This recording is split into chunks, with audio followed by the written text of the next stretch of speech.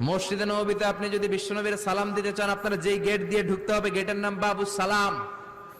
বাবুস সালাম দিয়ে যদি আপনি ঢুকেন, বিশ্বনবীর সালাম দিতে পারবেন। ওইটাই হলো মসজিদে নববীর প্রথম কাতার। লাইনে দাঁড়ালাম, ঢুকলাম।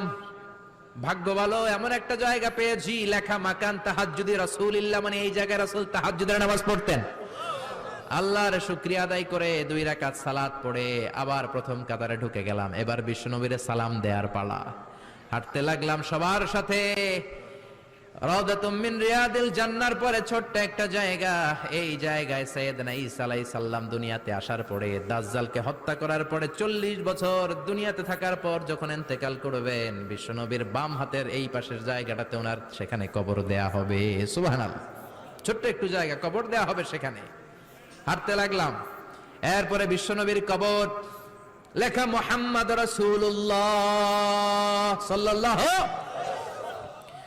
যেই নবীর কথা ছোটবেলা থেকে এতদিন পড়লাম, যেই নবীর হাদিসগুলো শিখলাম, যেই নবীর জন্য আমরা দেহের তাজা রক্তটুকু বিলিয়ে দিতে পারি কি পারি না, ওই নবী নাকি এই